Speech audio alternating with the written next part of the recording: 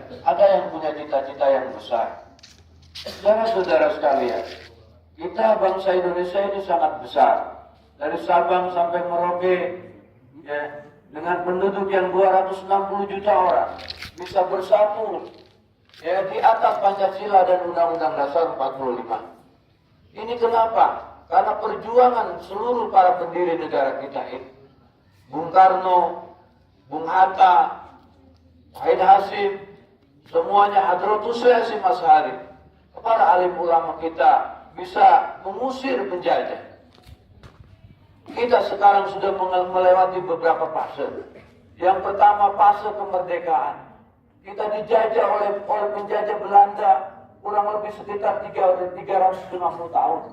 Saudara bisa bayangkan, begitu lamanya kita dijajah oleh bangsa asing. Oleh Jepang kita dijajah selama 4 tahun. Kemudian kita merdeka. Dan mungkin kita juga mengalami Orde Lama yang dipimpin oleh Bung Karno dan Bung Hatta. Beliau memimpin sekitar 19 tahun lebih. Dan kemudian Orde Lama tumbang tahun 65 karena ada gerakan 30 SPKI. Banyak para korban yang begitu mengorbankan jiwa dan raganya. Ini adalah bagian pendirian negara kita yang sangat tercintai. Kita tidak main-main, saudara-saudara, ke depan. Para jenderal sudah berkorban. Bagaimana dia dibunuh, ya di lubang buaya. Kalau dinarasikan di dalam gerakan 30 September, yang saudara lihat di filmnya sangat luar biasa. Gerakan 30 SPKI. Setelah Orde Lama tumbang, maka muncullah Orde Baru. Ya, Orde Baru ini berkuasa dengan tangan besi dan sangat otoriter di bawah kepemimpinan Bapak Soeharto. Untuk apa? Untuk menstabilkan keadaan keamanan dan ekonomi negara kita, agar negara ini bisa bersatu dari Sabang sampai Merauke. Ini adalah bagian perjuangan yang harus dilanjutkan oleh generasi sekarang ini. Saudara-saudara, saudara sebagai murid PKBM jangan merasa kecil hati. Jangan merasa saudara sebagai siswa ini kelas 2 di negara ini.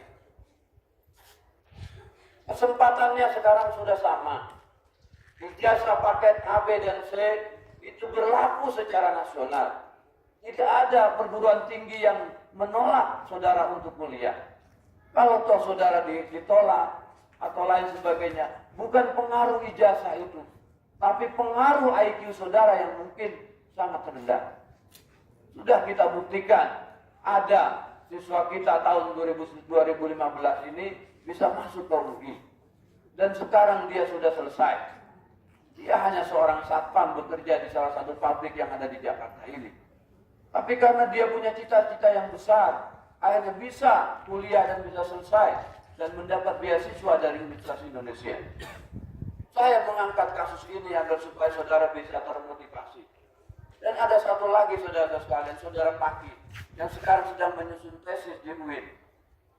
UIN ini Universitas Islam Negeri, yang dulu IAIN yang ada di Ciputat. Dan dia sudah berhasil bisa menyusun tesis, sekarang ini sudah disetujui. Saya dapat laporan dari orang tuanya. Saudara-saudara sekalian, hidup ini tidak main-main mengisi kemerdekaan. Apa yang bisa saudara perbuat ke depan, perbuatlah. Karena sekarang ini dunia sudah mengglobalisasi. Tidak ada jarak antara satu negara dengan negara yang lainnya. Bidang ekonomi sekarang saudara bisa bekerja di mana saja. Saudara bisa buka usaha di negara Cina, di negara Amerika, dan di negara-negara yang lainnya. Bidang tenaga kerja, saudara bisa bekerja di mana-mana. Begitupun orang asing bisa masuk kemari dan bisa berinvestasi di sini. Dan sekarang ini ya, dibutuhkan generasi-generasi yang unggul. Generasi-generasi yang memiliki keahlian dan kemampuan di dalam bidang-bidang high-tech dan teknologi atau bidang-bidang yang lainnya. Kalau saudara tidak memiliki kemampuan, saudara skill, saudara rendah, jangan berharap saudara bisa menjadi orang besar. Karena salah satu orang besar ini ya, mengantarkannya adalah dari bidang pendidikan. Kita kadang-kadang ya misalnya kita jadi keturunan orang-orang yang sederhana. Ya. Kita mengakui dan menyadari keadaan orang tua kita. Tidak bisa kita dorong dan kita minta paksakan orang tua untuk membiayai kita dengan sebaik-baiknya. Saudara-saudara, jangan berkecil hati. Kalau saudara punya kemampuan IQ yang tinggi, pemerintah sekarang membuka seluas-luasnya bidang pendidikan. Banyak beasiswa yang bisa saudara akan coba manfaatkan. Kita sekarang mengurus KJP saudara-saudara. Kalau nanti ada salah satu saudara yang mau kuliah, ya KJP itu bisa meningkat menjadi KJMU. Ya, Kartu Jakarta Mahasiswa. Gubernur Pak Anies Baswedan ini dengan programnya ya membantu masyarakat di dalam bidang pendidikan. Ini dikembalikan kepada hati nurani dan diri saudara-saudara sekalian. Ya, bagaimana bisa menghadapi tantangan masa depan ke depan.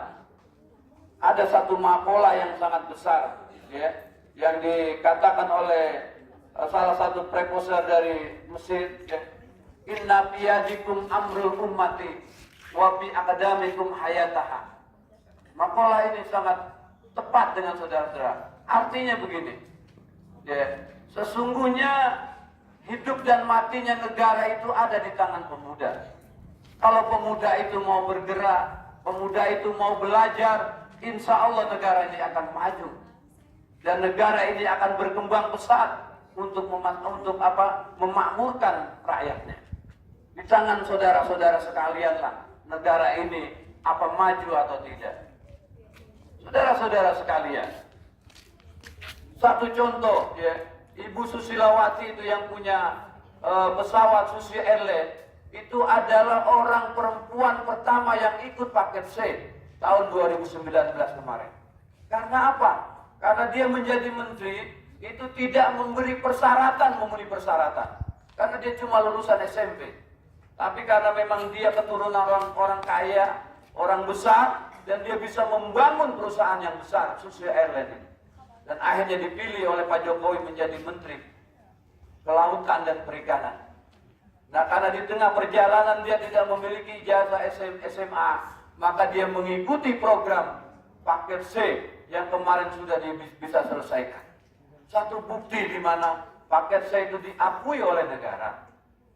Nah, sekali lagi saudara-saudara sekalian, hidup saudara sekarang sudah seperti ini keadaannya. Bangunlah kembali kesadaran saudara-saudara untuk belajar. Kesadaran untuk apa? Untuk mencapai cita-cita yang setinggi-tingginya. Bantu orang tua saudara-saudara sekalian. Dan saudara nanti akan berumah tangga. Kalau saudara sudah punya keahlian, ya sudah bisa bekerja dengan baik, saudara bisa memenuhi apa kebutuhan yang dasar dari keluarga saudara-saudara sekalian. Jangan punya cita-cita yang rendah. Ya. Karena globalisasi ini sekarang kita bersaing dengan masyarakat dunia yang lainnya. Saya beserta guru cuma mengantarkan anak-anak paket saya 1 tahun seperti ini. Tidak ada 1 tahun. Saudara, bulan April ini sudah selesai di sini belajar. Dan upacara ini upacara pertama dan terakhir buat saudara paket saya ini. Ya, makanya saudara harus betul-betul bisa mengolah manajemen otak ini bagaimana agar supaya saudara bisa berhasil di masa-masa yang akan datang. Ya, saya cuma berdoa dan berusaha bersama guru-guru. Ya, di sini ada Pak Nurman, ada Pak Lingga, yang sekolah malam ada Pak Dimas tidak masuk karena ada urusan. Beliau sampai menginap di sini. Dan oleh sebab itu saudara-saudara sekalian, mudah-mudahan momentum 17 Agustus ini ada momentum perubahan saudara untuk merubah dari cara yang tidak disiplin menjadi yang disiplin. Dari cara yang malas menjadi tidak malas. Patuhi apa yang menjadi aturan di sekolah ini.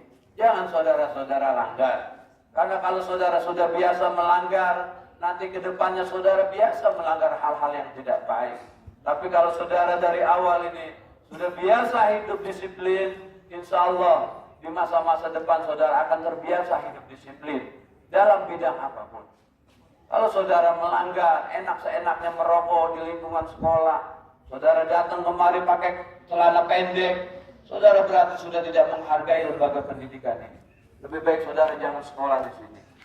Ya sekali lagi, yang kemarin merasa pakai celana pendek, besok jangan diulang lagi datang kemari pakai celana pendek. Ya, karena ini bukan bar, ini bukan pasar, ini lembaga pendidikan. Ya, dan saudara-saudara juga janganlah saling mengejek antara satu teman dengan teman yang lainnya. Bangun keakuran, bangun kebersamaan di antara satu siswa dengan siswa yang lainnya.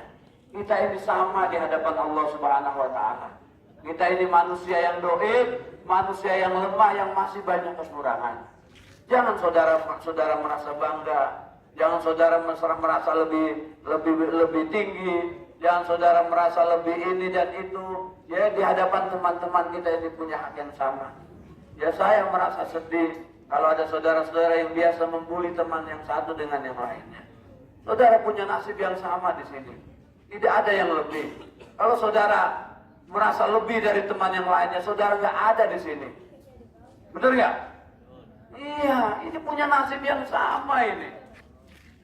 Jangan saudara merasa begini, begitu, saudara mengucilkan, ya, menghina teman, begini, begitu, jangan dibiasakan seperti itu.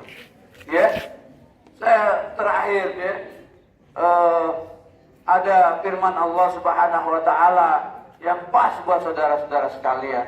Innallaha la yughayyiru ma biqaumin hatta yughayyiru ma bi anfusihim. Sesungguhnya Allah ini, Tuhan ini tidak akan merubah nasib sebuah kaum, nasib seseorang, kecuali orang itu yang mau merubahnya. Allah sudah menciptakan kita semua dengan sempurna, sudah memberikan apa yang kita harapkan, apa yang kita butuhkan. Tapi kalau kita tidak mau merubah, Allah tidak akan merubah sampai ajal menjemput kita sekalian. Berubahlah saudara-saudara sekalian. Berubah dari malas menjadi rajin, ya, berubah tidak disiplin menjadi disiplin. Itu saja yang bisa saya sampaikan amanat pada pagi hari ini. Sekali lagi saya mengucapkan terima kasih atas kehadiran saudara-saudara sekalian, seluruh siswa-siswi, ya, laki-laki maupun perempuan. Mudah-mudahan upacara bendera tahun ini bisa menjadi momentum segalanya bagi saudara-saudara sekalian.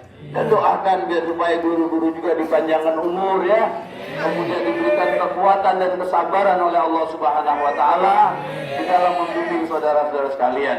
Sekian, Allahumma afiqil aqwi thariq. Assalamualaikum warahmatullahi wabarakatuh.